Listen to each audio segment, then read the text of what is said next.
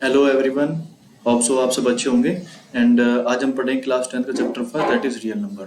So basically real numbers होते क्या हैं? तो देखो, जितने भी positive integers, negative integer, irrational numbers और फ्रैक्शनल नंबर जितने भी है वो सब किसके एग्जांपल होते हैं? सभी रियल नंबर के एग्जांपल होते हैं। जैसे कि -1, 1/2, 1.75, √2 एंड सो ऑन। जितने भी एग्जांपल है सब किसके एग्जांपल होते हैं? रियल नंबर के। तो देखो, एक पॉइंट हो रहा है, रियल नंबर को, किसी भी रियल नंबर को हम लोग प्लॉट कर सकते हैं किसमें? नंबर लाइन पर। तो नंबर लाइन पर किसी भी रियल नंबर को हम प्लॉट कर सकते हैं। चीज आप सीखते हो क्लास 9th में। कहाँ सीखते हो? क्लास 9th के चैप्टर नंबर 1 में। क्लियर हुआ? नाउ बात करते हैं हम लोग कि जो नंबर सिस्टम है, यानी कि जो रियल नंबर है, क्या हमारे पास ओनली रियल नंबर्स होते हैं, उसके अलावा भी होता है? तो देखो बेटा, जो नंबर सिस्टम है उसको हम बोलते हैं अरेंजमेंट ऑफ नंबर्स, यानी नंबर्स का अरेंजमेंट। तो अरेंजमेंट ऑफ नंबर को हम लोग दो जगह डिवाइड करते हैं, एक तो रियल नंबर और एक हम डिवाइड करते हैं उसको इमेजिनरी नंबर्स में। सो इमेजिनरी नंबर्स को आपको यहाँ पर नहीं पढ़ना है, आप लोग पढ़ते हो क्लास 11th में। कहाँ पढ़ना है आपको? क्लास 11th में। सो इसके बारे में थोड़ा सा जान लेते हैं कि बेसिकली इमेजिनरी नंबर्स होते क्या हैं, किस टाइप के होते हैं। सो इमेजिनरी नंबर्स हमारे पास जितने भी अंडर रूट के अंदर नेगेटिव नंबर, किसमें? अंडर रूट में जितने भी नेगेटिव नंबर्स है, यानी अंडर रूट में जितने भी नेगेटिव नंबर्स होंगे, all those numbers are imaginary number. जैसे एग्जांपल, √-1, √-2, √-3, √-4 एंड एटसेट्रा, इस तरह के। सो एक पॉइंट और ध्यान रखना कि √-1 को हम लिख सकते हैं आयोटा। क्या लिख सकते हैं? आयोटा। आई मतलब आयोटा। क्लियर हुआ? √-1 को जैसे हमने कहा कि √-2, सो √-2 को हम लोग लिख सकते हैं आयोटा √2। कैसे? देखो, इसको हम इस तरह से लिख सकते हैं कि √-2 को हम कुछ लिख सकते हैं √-1 इंटू 2। यस, इसके फैक्टर्स में डिवाइड कर सकते हैं। नाउ हम लोग इसको लिख सकते हैं √-1 into √2। So √-1 is iota into √2 as it is. तो हम √-2 को लिख सकते हैं आयोटा √2 एंड सो ऑन। हम इसी तरह से बाकी जितने भी इमेजिनरी नंबर्स उसको हम इस तरह से लिख सकते हैं। नाउ बात करते हैं real number. So real number को हम लोग फिर से फर्दर दो पार्ट्स में डिवाइड करते हैं, that is rational number and irrational number. तो पहले बात करते हैं हम इररेशनल नंबर। सो इररेशनल नंबर क्या होंगे? अंडर रूट में जितने भी प्राइम नंबर, यानी क्या, रूट के अंदर जितने भी प्राइम नंबर है, all the numbers are irrational number. Clear हुआ? क्या हुआ? Irrational number. Now example, √2, √3, √5, √7, √11, √13, √17, √19। ठीक है ना? ये सभी किसके एग्जाम्पल होते हैं? ये सभी एग्जाम्पल होंगे हमारे पास इररेशनल नंबर। फर्स्ट पॉइंट थे वो। Now the second point is, अगर कोई भी नंबर हमारे पास नॉन टर्मिनेटिंग, कैसा है भाई? Non terminating and non repeating number है। कैसा है? नॉन टर्मिनेटिंग और नॉन रिपीटिंग। देखो, नॉन टर्मिनेटिंग का मतलब एक ऐसा नंबर जिसका रिमाइंडर 0 ना है डिवाइड करने पर, यानी हमने किसी भी नंबर को डिवाइड किया और डिवाइड करने पर उसका रिमाइंडर 0 नहीं आ रहा, इसका क्या? वो नॉन टर्मिनेटिंग है। नाउ नॉन रिपीटिंग नंबर, देखो नॉन रिपीटिंग क्या होगा? यानी कि डिवाइड किया, डिवाइड करने के बाद सपोज हमारे पास एक ऐसा फॉर्मेट रखा डेसिमल के बाद कि वो नंबर फॉर्मेट, उसका प्रॉपर फॉर्मेट रिपीट नहीं, जैसे 0.12, 112, 1112, 1112 एंड सो ऑन। देखो, ये नंबर नॉन टर्मिनेटिंग है ना, यानी टर्मिनेट नहीं हो रहा, बट एक यहाँ पर हमारे पास प्रॉपर फॉर्मेट भी एक रिपीट नहीं हो रखा। देखो यहाँ पर तो 12 है, यहाँ पर फिर 11 आ गया, फिर मैं इसको देखता हूँ ऐसे कि 111, तो नेक्स्ट वाला 111, सॉरी 121, तो नेक्स्ट वाला 121 है, बट उसके नेक्स्ट पेयर 121 नहीं है, वो कितना है? 112। यानी हम इसी तरह से मैच अगर कर भी रहे हैं तो हमारे पास एक प्रॉपर फॉर्मेट नहीं आएगा। ठीक है ना? तो इस तरह के नंबर क्या होंगे? Non terminating and non repeating, तो उसको बोलते हैं इररेशनल नंबर्स। ठीक है, इसके बारे में पढ़ेंगे अभी ना। अब हम बात कर लेते हैं कि हमारे पास जो रेशनल नंबर है, किसके बारे में बात कर लेते हैं? Rational number. तो देखो, रेशनल नंबर्स क्या होंगे? रेशनल नंबर वो सभी नंबर जो P/Q की फॉर्म में, और Q करा Q does not equals to 0, यानी वो सभी नंबर्स जो P/Q की फॉर्म में हो लेकिन Q does not equals to 0। एक तो हुआ। देन अभी ध्यान रखना कि जो हमारे पास ये जो P होगा, ये p यानी एक ऐसा नंबर जो कि नेगेटिव भी हो सकता है, मे बी जीरो और मे बी पॉजिटिव, यानी न्यूमरेटर जो है किसी भी नंबर का, यानी उसका न्यूमरेटर अगर हमारे पास नेगेटिव या फिर जीरो या फिर पॉजिटिव हम पुट कर सकते हैं। बट जो q की वैल्यू है, ये जो q है, ये q हम लोग केवल नेगेटिव या फिर पॉजिटिव ही पुट कर सकते हैं। बात ध्यान रखना, जीरो नहीं कर सकते। अगर हम जीरो करें तो क्या होगा, है ना, अगर हम जीरो पुट कर देंगे तो जीरो पुट करने पर क्या होगा, तो देखो यहाँ पर p अपॉन q और q को मैं जीरो कर दूं इफ, तो ध्यान रखना ये हमारे पास क्या होगा, नॉट डिफाइन। क्या होगा, नॉट डिफाइन। हम इसको डिफाइन ही नहीं कर पाएंगे कि ये रेशनल है इरेशनल है। क्लियर हुआ, तो इसलिए बोल रहे हैं हम इसको कि p अपॉन q की फॉर्म और q does not equals to zero. Now हम इसके बारे में कुछ और पॉइंट जान लेते हैं कि जो हमारे पास रियल नंबर है, तो कोई रियल नंबर या तो हमारे पास किस फॉर्म होगा, टर्मिनेटिंग। क्या होगा, टर्मिनेटिंग। अब टर्मिनेटिंग का मतलब हुआ एक ऐसा नंबर जिसका रिमाइंडर कितना है, जीरो है। क्लियर हुआ, जीरो। एग्जाम्पल हमने कहा कि हमने डिवाइड कर लेते 10 डिवाइडेड बाई 2, तो आंसर कितना आएगा 5। कितना आया 5। तो इसमें रिमाइंडर कितना था, रिमाइंडर है जीरो। यस, मैं कह रहा हूँ कि मेरे को डिवाइड करना है 14 को डिवाइडेड बाई 7, तो कितना रखा है 2। यहाँ पर रिमाइंडर कितना है, रिमाइंडर है जीरो। यस, तो ये मेरे पास कैसे नंबर है, टर्मिनेटिंग। नाउ ऑल्सो या फिर कुछ ऐसे हो कि मेरे पास वो नंबर नॉन टर्मिनेटिंग,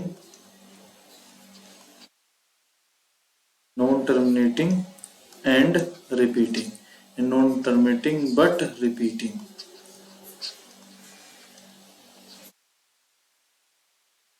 यानी हमारे पास real number, sorry rational number तो हमारे पास टर्मिनेटिंग होना चाहिए, या फिर non terminating and repeating. Non terminating यानी इसका रिमाइंडर तो जीरो ना हो, बट वो नंबर रिपीट कर रहा हो। क्या कर रहा हो, नंबर रिपीट कर रहा हो। क्लियर हुआ, ओके।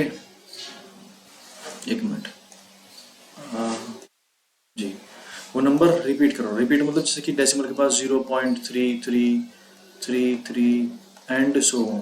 क्लियर हुआ, 0.66666 एंड सो ऑन, कुछ इस तरह से। क्लियर हुआ ना, तो इस तरह के नंबर हमारे पास क्या होते हैं, non terminating and repeating number होते हैं। तो इस तरह के नंबर वो होते हैं रेशनल नंबर। क्लियर हुआ। नाउ अब बात करते हैं जो रेशनल नंबर है, उस रेशनल नंबर को हम लोग दो तरह से डिवाइड करते हैं। ओके, अब कहाँ कहाँ डिवाइड करते हैं उसको, तो एक तो इंटीजर और एक हमारे पास नॉन इंटीजर। तो नॉन इंटीजर क्या होंगे, जो कि हमारे पास फ्रैक्शनल फॉर्म होगा। क्या होगा, फ्रैक्शनल फॉर्म। क्लियर, यानी p अपॉन q की फॉर्म और q does not equals to zero. Okay, और नाउ क्लियर हुआ। अब बात करते हैं हम इंटीजर्स की। इंटीजर क्या होगा, देखो इंटीजर में हमारे पास आता है नेगेटिव नंबर्स, जीरो एंड जितने भी पॉजिटिव नंबर है वो सभी क्या आएंगे हमारे पास में, एक इंटीजर्स आएंगे। क्लियर हुआ। अब देखो यहाँ पर हमारे पास डेसिमल नंबर्स भी आते हैं। क्या आते हैं, डेसिमल नंबर्स। जितने भी डेसिमल नंबर्स होंगे आप लोग उसको यहाँ पर लिख सकते हो, बट ये डेसिमल की फॉर्म में नहीं होंगे। ठीक है ना, not in the form of decimal, in the form of decimal, से डेसिमल की फॉर्म में नहीं होंगे। अब देखो जिसमें लिख सकता हूँ -1 upon 2, 0 upon 2, 0 upon -3, 1 upon -3, -1 upon -2 etcetera. मैं कुछ भी लिख सकता हूँ। ओके, ये हमारे पास अभी क्या आएंगे, इंटीजर्स आएंगे। अब देखो इंटीजर्स को हम लोग फिर से फर्दर डिवाइड करते हैं। जो इंटीजर्स हैं हम लोग इस इंटीजर को भी फर्दर डिवाइड करते हैं दो पार्ट्स में। ठीक है ना, इंटीजर को एक तो हमारे पास नेगेटिव नंबर, कौन सा, नेगेटिव इंटीजर्स को अलग कर देते तो negative integers, and the next one is zero से लेकर के जीरो और पॉजिटिव। और जीरो और पॉजिटिव को क्या बोलते हैं, होल नंबर। क्या बोलते हैं इस पार्ट को, होल नंबर्स। क्लियर हुआ। यानी अगर हम इंटीजर्स को फर्दर डिवाइड करते तो इंटीजर दो पार्ट्स में डिवाइड होते, that is negative integer and zero and positive. तो जीरो और पॉजिटिव को मिलकर हमारे पास बनता है होल नंबर्स। ओके, तो इस तरह से हमारे पास कुछ नंबर सिस्टम है। नाउ बात करते हैं इसके बाद फर्दर हमारे पास आता है यहाँ पर यूक्लिड डिवीजन लेमा। तो यूक्लिड डिवीजन लेमा ये आपका डिलीटेड सिलेबस से है, ठीक है ना, ये आपकी बार आपको नहीं पढ़ना, डिलीटेड है। तो फिर भी हम लोग एक बार देख लेते हैं यूक्लिड डिवीजन लेमा क्या है। तो अगर हम किसी भी नंबर को डिवाइड करते हैं तो उसका जो डिवाइडेंट है, डिवाइडेंट इक्वल होगा divisor into quotient plus remainder. Clear हुआ? तो हमारे पास यूक्लिड डिवीजन लेमा ये है। नाउ बात करते हैं हम यूक्लिड डिवीजन एल्गोरिथम। क्लियर? तो यूक्लिड डिवीजन एल्गोरिथम क्या होगा? देखो बेटा, अगर हमारे पास कोई भी नंबर था जिसको हम डिवाइड कर रहे हैं तो dividend equal to divisor into quotient plus remainder, ठीक है ना। वो कह रहे कि वो इसके रिमाइंडर के बारे में बताता है कि रिमाइंडर कैसा होगा। तो रिमाइंडर ध्यान रखना, जो रिमाइंडर है वो greater than equal to 0 and less than क्या होगा, डिवाइजर, ठीक है ना, लेस देन डिवाइजर। ओके, हमेशा, ऑलवेज, ऑलवेज, ठीक है ना। जो रिमाइंडर है किसी भी नंबर को जब हम डिवाइड करते हैं, डिवाइड करने पर जो रिमाइंडर आएगा, रिमाइंडर या तो 0 या फिर 0 से बड़ा या फिर डिवाइजर से छोटा होगा हमेशा। ओके, नाउ बात करते हैं हम लोग यहाँ पर इसके बाद फंडामेंटल थ्योरम ऑफ अरिथमेटिक, ये भी आपको नहीं पढ़ना। बात करते हैं हम प्राइम फैक्टराइजेशन की, कि प्राइम फैक्टराइजेशन क्या है। देखो, प्राइम फैक्टराइजेशन क्या होगा कि हमारे पास ऐसे फैक्टर जो क्या हो, प्राइम हो, यानी ऐसे फैक्टर जो कि हमारे पास प्राइम हो, हम उसको बोलते हैं प्राइम फैक्टराइजेशन। क्लियर हुआ? नाउ जैसे सपोज को हमारे पास 48 नंबर है, 48, तो 48 के जो प्राइम फैक्टर्स होंगे उसको बोलते हैं 2 इंटू 2 इंटू 2 इंटू 2 इंटू 3। जैसे मैं बोल रहा हूँ 16 है, तो 16 को फिर हम उसके प्राइम नंबर से डिवाइड करते हैं। सबसे पहले सबसे छोटा प्राइम नंबर जिसे डिवाइड होता है दैट इज 2। 2 से कितने टाइम, 8 टाइम। देन फिर से यहाँ पर डिवाइड रखा है 2 से कितने time, 4 time. And now it is further divided bye 2 by the 2 time and it is also divided by 2 1 time. तो प्राइम फैक्टर्स ऑफ 16, तो 16 कितना आएगा, 2 इंटू 2 इंटू 2 इंटू 2। तो ये जो प्राइम है, देखो सारे के सारे कैसे हैं, ये सभी जिससे हमने उसको डिवाइड किया ये सभी कैसे होना चाहिए, ये हमारे पास क्या होना चाहिए, प्राइम होना चाहिए। तो इन सभी प्राइम का प्रोडक्ट क्या बोलते हैं, इन सभी प्राइम फैक्टर्स का प्रोडक्ट हम बोलते हैं प्राइम फैक्टराइजेशन। क्लियर हुआ? नाउ बात करते हैं हम फंडामेंटल थ्योरम ऑफ अरिथमेटिक। तो फंडामेंटल थ्योरम ऑफ अरिथमेटिक आपको बताते हैं कि जो भी हमारे पास जो प्राइम फैक्टर है, क्या है, प्राइम फैक्टर किसी भी दिए हुए नंबर का वो यूनिक होता है अगर हम उसके अरेंजमेंट को इग्नोर कर दें तो, ठीक है ना। अगर हम उसके जो अरेंजमेंट है 2 या 3 को हम पहले लिखें या बाद में लिखें उससे कोई फर्क नहीं पड़ता, ठीक है ना। तो उसका जो अरेंजमेंट को हम इग्नोर कर रहे हैं तो उसके प्राइम फैक्टराइजेशन क्या बोल रहे हैं, वो यूनिक होंगे। कैसे होंगे, यूनिक। जैसे 36 है भाई, 36 में लिख सकते हो 2 इंटू 2 इंटू 3 इंटू 3, ये प्राइम फैक्टर्स है इसके। या फिर मैं इसको लिख सकता हूँ 2 इंटू 3 इंटू 2 इंटू 3, यानी इसके यानी प्राइम फैक्टर्स जो हमने इसको प्रोडक्ट फॉर्म में लिखा है इसके अरेंजमेंट से इस पर कोई फर्क नहीं पड़ेगा, ठीक है। उसको इग्नोर भी कर देते हैं। Got it? नाउ अब इसके बाद आता है LCM, method of finding LCM, कि आपको एलसीएम किस तरह से फाइंड करना है। तो देखो बेटा, हम एलसीएम कैसे फाइंड कर सकते हैं। देखो यहाँ पर कुछ लिखा हुआ है, एलसीएम मतलब लीस्ट कॉमन मल्टीपल। क्या होता है, लीस्ट कॉमन मल्टीपल, ठीक है ना। यानी कोई भी दिए हुए नंबर है उन सभी का जो लीस्ट कॉमन मल्टीपल होता है उसको बोलते हैं एलसीएम। और एक बात ध्यान रखना, जो एलसीएम है, एलसीएम हमेशा डिवाइड होता है, divide by, always divided by the given numbers. LCM हमेशा दिए हुए नंबर से डिवाइड होता है, एचसीएफ हमेशा डिवाइड करते हैं। Got it?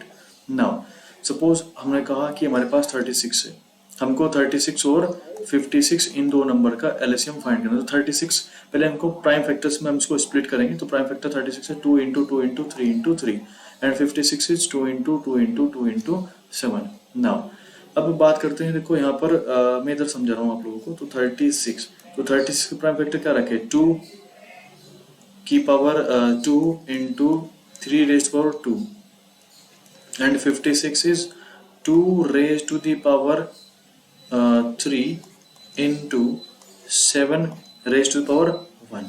क्लियर हुआ? यानी हमारे पास यहाँ पर कुछ इस तरह से इसके प्राइम फैक्टर्स आ रखे हैं। नाउ बात करते हैं कि यहाँ पर कि जो 36 और 2 में जो कॉमन है, देखो कॉमन कौन है, ये कॉमन है, बट कॉमन में जो सबसे बड़ी पावर है हम उसको लेकर के चलेंगे, यानी 2 की पावर 3 इनटू, अब देखो 2 रेज टू पावर 3 यानी 2 कॉमन था, अब 2 कॉमन तो नहीं है, बाकी क्या कॉमन है, कुछ भी नहीं है, जो कॉमन नहीं है हम उसको भी लेंगे, यानी 3 की पावर 2 एंड 7 रेज पावर 1 हम इसको भी लेकर के चलेंगे, that is the LCM of 36 and 56, LCM of 36 and 56। तो देखो जो कॉमन है आप लोग उसको भी काउंट करोगे और कॉमन की हाईएस्ट पावर, कॉमन की हाईएस्ट पावर, क्लियर हुआ। और जो कॉमन नहीं थे, यानी ऐसे फैक्टर जो कॉमन नहीं थे दोनों नंबर में, आप लोग उसका भी प्रोडक्ट करोगे, that will be the LCM of the given number, clear हुआ। नाउ बात करते हैं हम एचसीएफ की, कि एचसीएफ क्या होगा। एचसीएफ मतलब highest common factor, highest common factor, यानी एक ऐसा नंबर जो सबसे बड़ा हो, यानी कि हमारे पास जो गिवन नंबर है उन गिवन नंबर में सबसे बड़ा कॉमन फैक्टर कौन है, सबसे बड़ा कॉमन फैक्टर, यानी greatest number that divides each of the given number, ठीक है ना। यानी एचसीएफ क्या करता है, एचसीएफ हमेशा गिवन नंबर को, यानी गिवन नंबर से उनको क्या करता है, हमेशा एचसीएफ डिवाइड करता है, क्या करता है, डिवाइड बाय HCF, यानी गिवन नंबर हमेशा HCF से डिविजिबल होते हैं, डिवाइड होते हैं, क्लियर हुआ। देखो HCF फाइंड करने के दो तरीके, तो प्राइम फैक्टराइजेशन, एक है Euclid division algorithm, Euclid division algorithm. तो हम पहले यहाँ पर पढ़ेंगे प्राइम फैक्टराइजेशन के बारे में, कि प्राइम फैक्टराइजेशन क्या होगा, यानी कैसे हम प्राइम फैक्टर से उसको फाइंड कर सकते हैं। तो देखो suppose we have two numbers, first number is 8 and the second number is 24, हमने कहा दो नंबर है, तो इन दो नंबर के फैक्टर्स कर लो, तो 8 के फैक्टर्स आएंगे 2 raise to the power 3 and 24 के जो प्राइम फैक्टर आएंगे दैट विल बी 2 की power 3 into 3 raise power 1। Yes, अब हमको एचसीएफ फाइंड करना, तो एचसीएफ में क्या होगा, एचसीएफ में हमारे पास क्या होना चाहिए, कॉमन होना चाहिए, common to both the numbers, यानी ऐसे फैक्टर्स जो दोनों नंबर में कॉमन हो। तो दोनों नंबर में कौन कॉमन है, तो दोनों नंबर में हमारे पास आ रखा है, यहाँ पर कॉमन ही आ रखा है। तो हम लोग एचसीएफ में जो करते हैं, एचसीएफ हमारे पास कॉमन फैक्टर्स आते हैं, क्या आते हैं, कॉमन फैक्टर्स होंगे, और कॉमन फैक्टर की भी लीस्ट पावर, कॉमन फैक्टर क्या, लीस्ट, हम लोग लीस्ट पावर लेकर चलते हैं, क्या करते हैं, least power of the common factor. तो हमारे पास यहाँ पर एचसीएफ कितना आएगा, एचसीएफ आएगा 2 raise power 3, 2 raise to the power 3। Okay, now एक और एग्जांपल से हम लोग समझते हैं अभी प्राइम फैक्टराइजेशन से।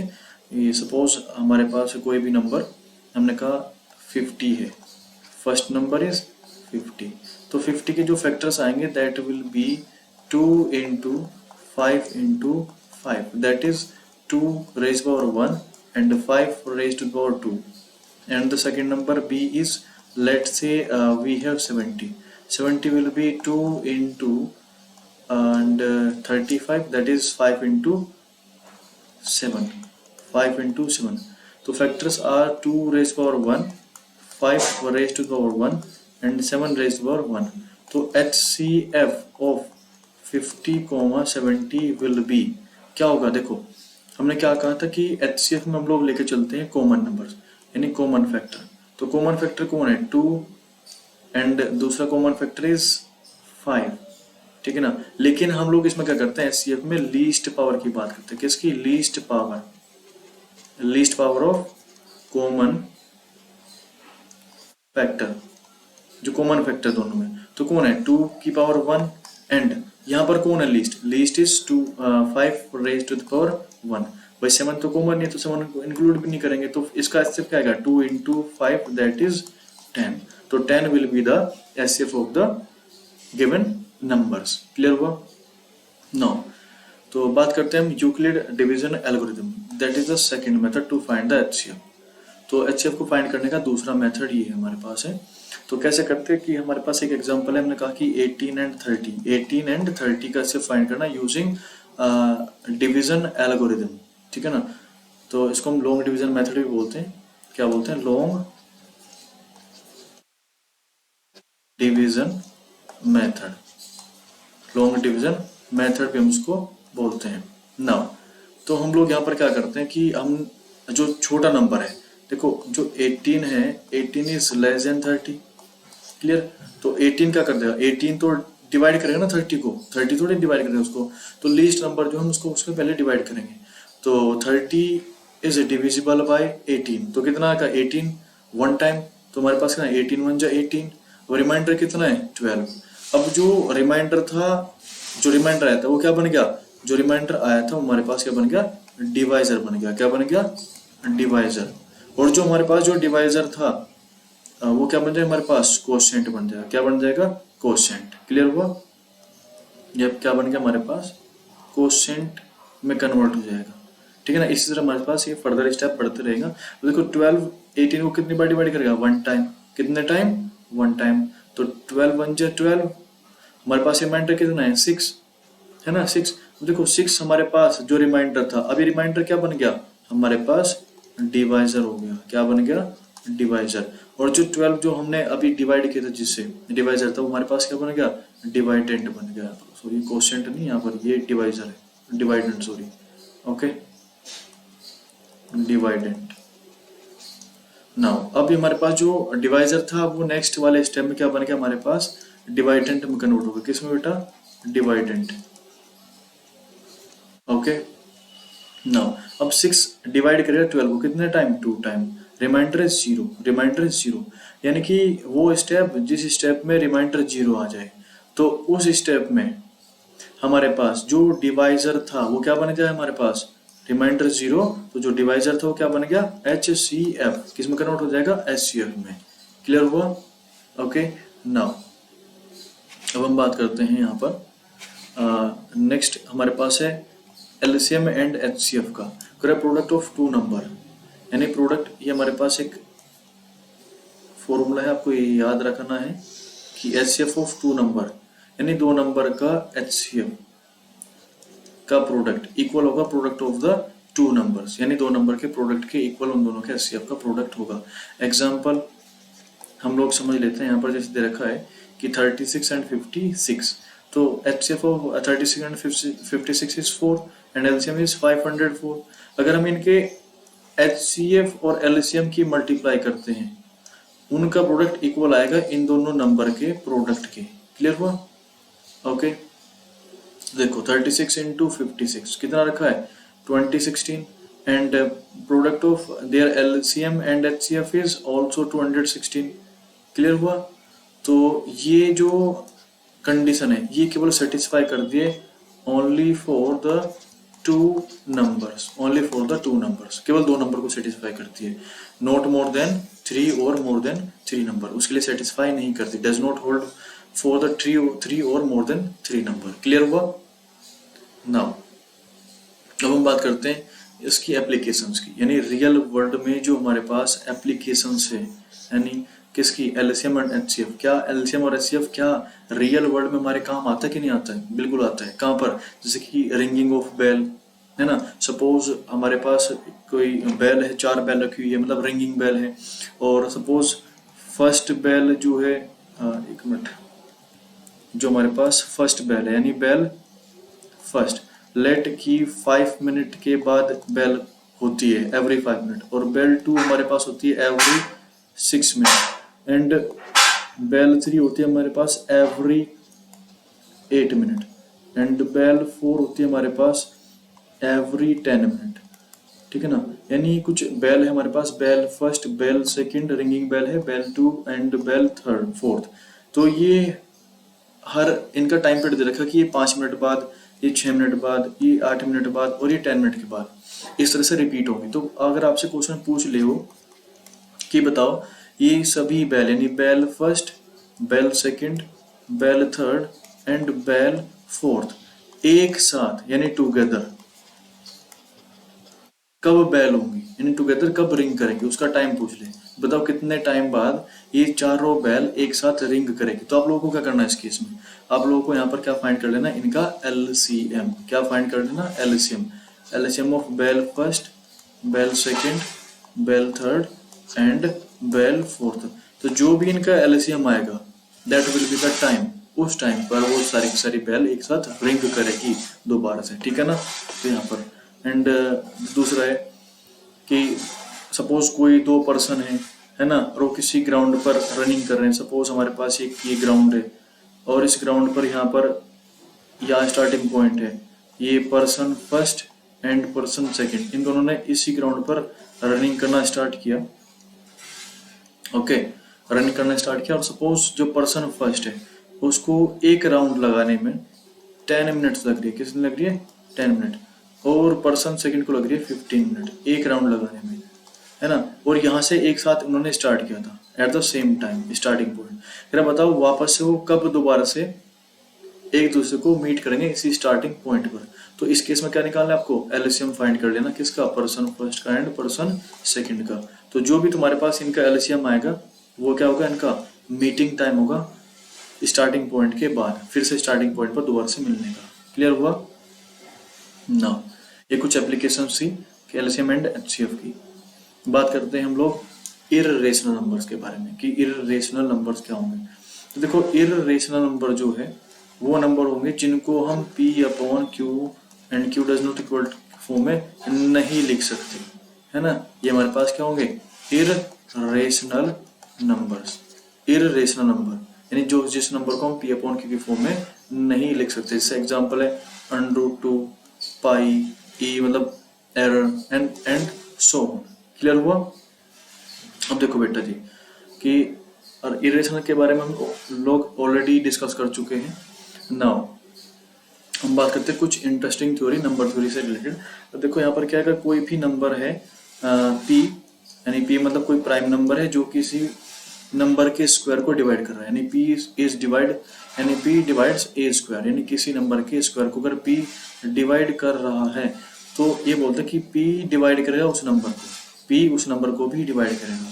जैसे एग्जांपल, अगर 3 डिवाइड कर रहा है 6 स्क्वायर को तो बोल रहा है कि भाई p जो 3 है 3 डिवाइड करेगा 6 को। जैसे मैं कहूँ कि 5 डिवाइड कर रहा है 25 को, तो ध्यान रखना 5 डिवाइड करेगा 5 को भी।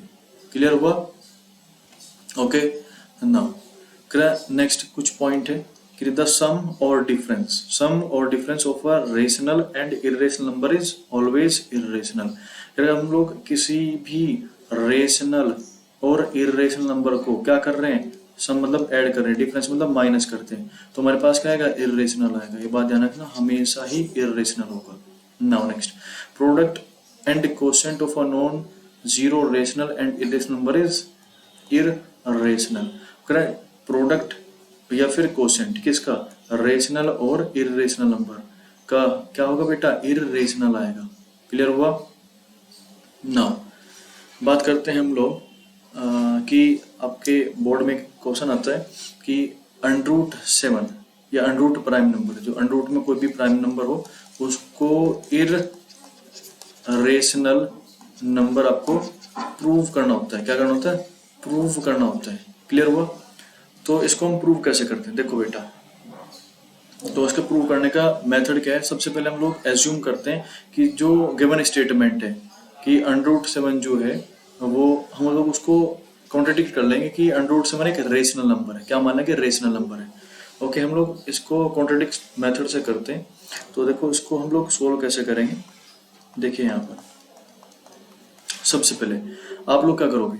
आप लेट कर लोगे, लेट, एक minute, late √7 is a rational number, is a rational number.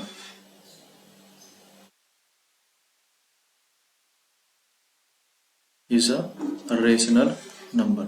तो हमने कहा कि √7 को हमने लेट कर लिया कि लेट √7 एक रेशनल नंबर है। अब हम बात करेंगे रेशनल नंबर की कि रेशनल नंबर क्या होते हैं। देखो रेशनल नंबर क्या होते हैं? रेशनल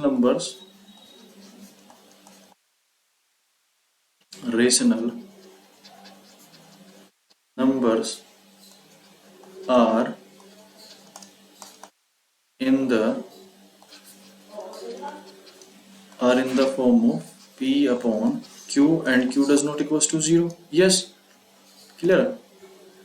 तो देखो हमने कहा कि √7 एक इर्रेशनल नंबर है, सॉरी इर्रेशनल नंबर है। फिर हमने रेशनल के बारे में पढ़ा कि रेशनल क्या होते हैं? Rational number in the form of P/Q and Q does not equal to 0। अब हम इस P/Q के बारे में बात करेंगे। P और Q क्या है? Where P and Q are some integers, P और Q कुछ integers हैं, such that ST मतलब such that कि P and Q are coprime numbers. Coprime मतलब कि इनका HCF, किसका HCF of P comma Q कितना होना चाहिए 1 होगा। क्या होगा HCF of P comma Q कितना होना चाहिए 1। ये लाइन इंपॉर्टेंट है, ध्यान रखना, ठीक है ना। उसने कहा P एंड Q क्या होना चाहिए को प्राइम नंबर, इसको आप अंडरलाइन कर लोगे। ओके, ये लाइन यहाँ पर मोस्ट इंपॉर्टेंट है, ठीक है ना।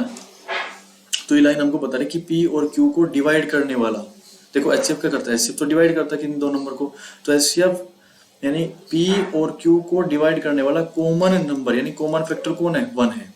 ये हमने मान लिया कि हमें यहाँ से पता चला कि √7 एक रेशनल है और रेशनल नंबर किस फॉर्म में होंगे P अपॉन Q की फॉर्म में, और P और Q कुछ इंटीजर्स होंगे। क्या होंगे कुछ इंटीजर्स, लेकिन कुछ इंटीजर्स इस तरह के कि वो कैसे होंगे को प्राइम होंगे। यानी को प्राइम जो है, को प्राइम मतलब कि इनका HCF कितना होना चाहिए 1 होना चाहिए।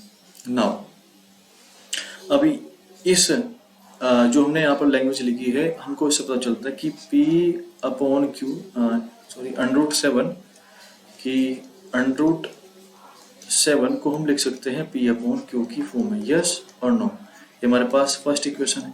नाउ अब हम लोग क्या करते हैं, स्क्वायर कर लेते हैं बोथ साइड, यानी on squaring both sides we will get √7 का square is equal to P square upon Q square, P square upon Q square, and it will become 7 is equal to P square upon Q square, P square upon Q square. अब देखो बेटा, हमने कहा ये equation second.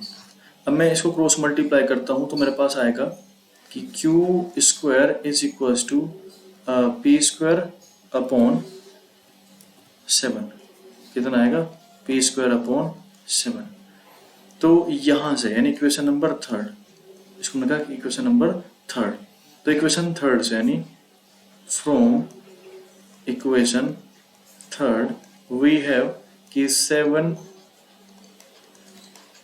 Divides P square.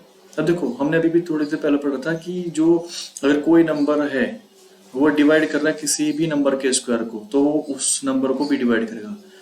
तो also 7 divides P, तो 7 किसको divide करेगा P को भी डिवाइड करेगा, यस और नो, है ना। तो 7 किसको डिवाइड कर रहा है भाई P को भी डिवाइड कर रहा है 7। अब हम लोग इस P यानी P जो P हमारे पास आ रखा है तो हम इस P को लिख सकते हैं। Now let P is equal to 7 into n, 7 into n, हम इसको इस तरह से लिख सकते हैं। इक्वेशन ए हमने लेट कर लिया, क्योंकि देखो बेटा अगर कोई भी नंबर डिवाइड है किसी भी नंबर से तो उसका फैक्टर होगा। जैसे हमने कहा एग्जांपल ले लेते हैं कि हमारे पास 6 है, 6 के फैक्टर होंगे 2 और 3, तो 2 डिवाइड कर रहा है 6 को और 3 भी डिवाइड कर रहा है 6 को। तो देखो मैं 2 इंटू समथिंग करूंगा तभी तो 6 आएगा ना, और मैं 3 इंटू समथिंग करूंगा तब भी 6 आएगा। तो मैं किस नेचुरल नंबर की मल्टीप्लाई करूं, किस नेचुरल नंबर की मल्टीप्लाई करूं ताकि मेरे पास 6 आए, है ना। देखो 2 जो था 2 तो फैक्टर था ना यहाँ पर, 2 डिवाइड कर रहा था, ऐसे यहाँ पर 7 जो है वो 7 डिवाइड कर रहा है किसको P को, तो क्या 7 फैक्टर नहीं होगा इसका, 7 फैक्टर किसका P का। और मैं यहाँ पर कितने यानी किस नेचुरल नंबर की मल्टीप्लाई करूं ताकि मेरे पास P आए, तो हम लोग इस तरह से उसको लेट करते हैं। क्लियर हुआ, ओके। नाउ इसके बाद हम बात करते हैं यहाँ पर, तो हम वैल्यू पुट करते हैं, यानी put the value, put the value of P in equation second. हम सेकेंड इक्वेशन में वैल्यू पुट कर लेते हैं। देखो तो we will get 7 is equal to value of P is 7n, तो P का स्क्वायर और 7n का भी square upon Q square, and here we have 7 is equals to 7 square is 49 n square per upon q square. After cross multiplication we will get q square is equals to 49 n square upon 7. So q square will become 7 n square. 7 n square. Now उसके बाद देखो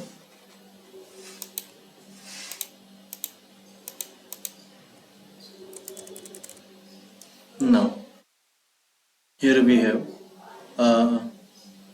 q square is equals to 7 n square. अब उसको cross multiply करते तो हमारे पास आएगा q square upon 7 is equals to n square, equation number 4. तो फ्रॉम इक्वेशन 4 हमारे पास है कि q square is divisible by 7. Also q is divisible by 7. yes or no? देखो हमारे पास रखा है यहाँ पर कि p भी किससे डिविजिबल है, यानी जो 7 है सॉरी जो p है p किससे डिविजिबल है 7 से, और q भी किससे डिविजिबल हो गया हमारे पास में 7 से. तो हमने क्या कहा था हमारे कॉन्ट्रडिक्शन में हमारे पास था कि p और q को डिवाइड करने वाला केवल एक ही नंबर है, दैट इज 1. लेकिन हमारे पास क्या यहाँ पर p और q को डिवाइड करने वाला 1 के अलावा भी एक और नंबर है दैट इज 7. तो हमारा अजम्पशन जो हमने एज्यूम किया था वो हमारे पास क्या हुआ, रॉन्ग हो गया. ठीक है ना. तो now from above and q have 7 as a common factor other than 1. So our assumption was wrong. हमारा assumption गलत था. ठीक है ना. Hence proved that under root 7 is an irrational number. तो कुछ इस तरह से हमारे पास अंडर रूट 7 क्या होगा, irrational नंबर प्रूफ होगा. क्लियर हुआ. ओके एक बार और देख लेते हैं उसको. देखो बेटा सबसे पहले आप लोगों ने क्या करना है कि जो भी गिवन नंबर होगा उसको आपको रेशनल नंबर लेट कर लेना है. फिर आपको रेशनल नंबर के बारे में बताना है उसको कि रेशनल नंबर क्या होंगे. रेशनल नंबर जो होंगे वो in the form of p upon q के होंगे और q does not equals to 0. फिर आपने रेशनल बताया p अपॉन q की फॉर्म होगा. फिर आप p और q के बारे में बताओगे. p और q कुछ इंटीजर्स होंगे कुछ इस तरह की सच दैट कि p and q are coprime, कि p और q क्या है कोप्राइम होंगे. कोप्राइम मतलब जिनका सिर्फ 1 होगा, यानी कि p और q को डिवाइड करने वाला केवल और केवल एक ऐसा नंबर है, 1 अकेला ऐसा नंबर है जो कि p और q को डिवाइड करता हो. ठीक है ना. नाउ अब हम लोग क्या करेंगे कि अंडर रूट 7 को हम लिख सकते हैं p अपॉन q की फॉर्म में. ठीक है ना. इसको हमने इक्वेशन फर्स्ट लेट कर ली. नाउ अब हम स्क्वायर करते हैं दोनों साइड में तो हमारे पास आएगा अंडर रूट 7 का square equal to p square upon q square and here we have 7 equals to p square upon q square.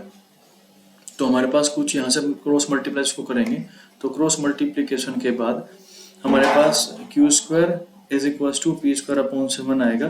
तो इक्वेशन नंबर थर्ड लेट कर लेना इसको. तो इक्वेशन नंबर थर्ड से आपके पास क्या रखा कि p स्क्वायर डिविजिबल है बेटा किससे 7 से. ठीक है ना. तो p square is divisible by 7. Also p is also divisible by 7. ठीक है ना. तो p किस फॉर्म में होगा 7 इंटू समथिंग फॉर्म में, यानी 7 इंटू n. n क्या होगा where n is a natural number. n क्या होगा एक नेचुरल नंबर होगा. क्लियर हुआ. तो हमको p की वैल्यू पुट कर लेनी है इक्वेशन नंबर सेकंड में. तो सेकंड में पुट करने के बाद हमारे पास कुछ आएगा कि q square upon 7 equals to n square. तो इक्वेशन नंबर 4 लेट कर लेना. तो इक्वेशन नंबर 4 से हमारे पास आएगा कि q स्क्वायर भी डिविजिबल है किससे बेटा 7 से. तो q भी किससे डिविजिबल होगा 7 से. ओके. सो p और q दोनों किससे डिविजिबल है 7 से. तो p और q का एक कॉमन फैक्टर आ गया दैट इज 7. किसके अलावा 1 के अलावा. तो हमारे पास तो कॉन्ट्रडिक्शन में लेट किया था कि p और q को डिवाइड करने वाला केवल एक ही नंबर ऐसा है यानी 1 ही अकेला ऐसा, लेकिन हमारे पास ये गलत हो गया, पी और क्यू को डिवाइड करने वाला एक और नंबर है जो कि 7 है, जो इन दोनों को डिवाइड कर रहा है। तो हमारा assumption wrong and hence proved कि √7 एक इर्रेशनल नंबर होगा। क्लियर हुआ? नाउ इसके बाद हम बात करते हैं कि rational number and their decimal expansion. Rational number उनके डेसिमल एक्सपेंशन के बारे में। देखो रेशनल नंबर क्या होंगे, p अपॉन क्यू की फॉर्म, और q does not equal to 0 हम लोग ऑलरेडी पढ़ चुके हैं, ठीक है ना। और बात करते हैं रेशनल नंबर के हम उनके डेसिमल एक्सपेंशन की। तो देखो डेसिमल एक्सपेंशन क्या था, हमने पढ़ा था रेशनल नंबर टर्मिनेटिंग भी हो सकता है और नॉन टर्मिनेटिंग एंड रिपीटिंग भी होता है। यस, पढ़ा था। तो देखो हम बात करते हैं कि सपोज हमारे पास कोई भी एक नंबर है, कोई भी नंबर है, वो नंबर क्या होगा, न्यूमरेटर एंड डिनोमिनेटर की फॉर्म में, की फॉर्म में, यस और नो। तो देखो अगर कोई भी नंबर का डेसिमल एक्सपेंशन एग्जिस्ट करता है कि नहीं करता है, ये पता करने के लिए आप लोगों ने क्या कर लेना है कि जो डिनोमिनेटर है, जो आपका डिनोमिनेटर है, इस डिनोमिनेटर के कर लेने फैक्टर कर लेने, क्या कर लेने, फैक्टर्स, ठीक है ना, फैक्टर्स ऑफ डिनोमिनेटर, ठीक है, ये कर लेना आप लोगों ने। अगर देखो उसके बाद अगर डिनोमिनेटर के जो फैक्टर्स हैं वो कुछ इस टाइप से रखे हैं कि 2 raise to the power m, या फिर 5 रेज टू पावर n, या फिर 2 raise to the power n m into 2 की पावर n, ये हो तो नंबर कैसा होगा हमारे पास, टर्मिनेटिंग होगा। कैसा होगा बेटा, टर्मिनेटिंग होगा। क्लियर हुआ? अगर उसी डिनोमिनेटर के फैक्टर्स 2 की पावर समथिंग और 5 की पावर समथिंग, या फिर 2 की पावर समथिंग इंटू 5 की पावर समथिंग के साथ साथ कुछ अदर फैक्टर आए, क्या है, कुछ अदर फैक्टर्स आए, तो नंबर कैसे होंगे, नॉन टर्मिनेटिंग होगा। कैसा होगा, नॉन टर्मिनेटिंग होंगे। क्लियर हुआ, नॉन टर्मिनेटिंग। और एक बात ध्यान रखना, आपको केवल और केवल डेसिमल एक्सपेंशन फाइंड करना इसका, टर्मिनेटिंग का, ओके, इसका एग्जिस्ट करेगा, डेसिमल एक्सपेंशन एग्जिस्ट, और इसका डेसिमल एक्सपेंशन नॉट एग्जिस्ट। तो डेसिमल एक्सपेंशन आपको मतलब विदाउट एक्चुअल डिवीजन की बात कर रहे हैं, ठीक है ना, can't find without actual division. Clear हुआ? ओके, नाउ बात करते हैं, कुछ एग्जांपल लेते हैं कि कैसे करना है आप लोगों ने।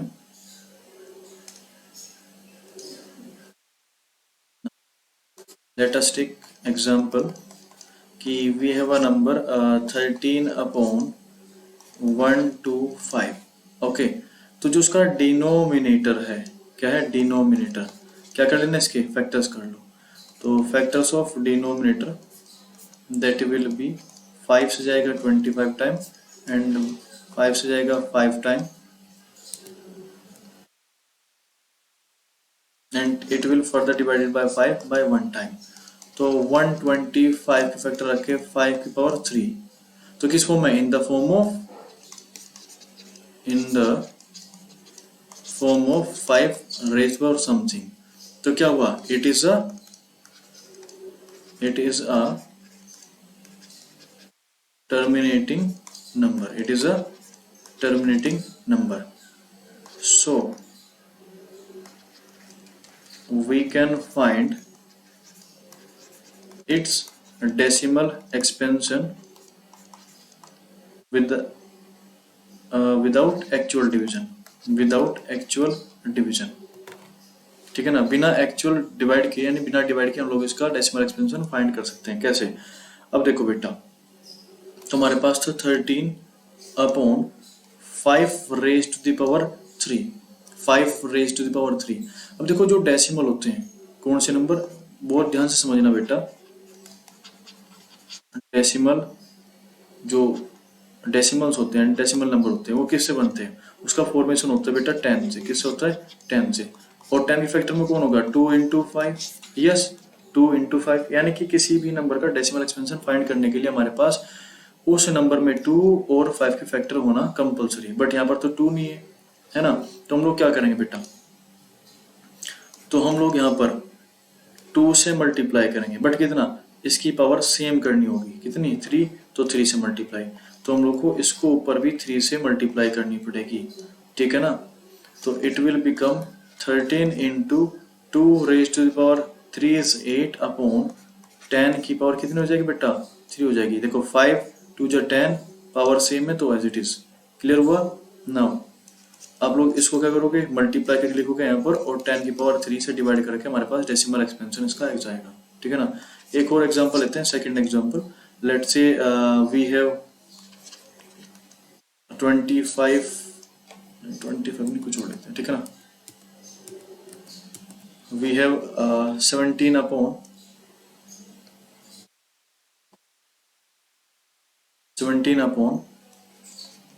50, 17 अपॉन 50। तो जो डिनोमिनेटर है, तो आप लोगों ने क्या कर लेना, इसके डिनोमिनेटर के फैक्टर्स कर लेने कि भाई टर्मिनेटिंग है या नहीं है, पहले तो ये चेक कर लेना आप लोगों ने। तो factors of 50 will be 2 into 2 into एक मिनट,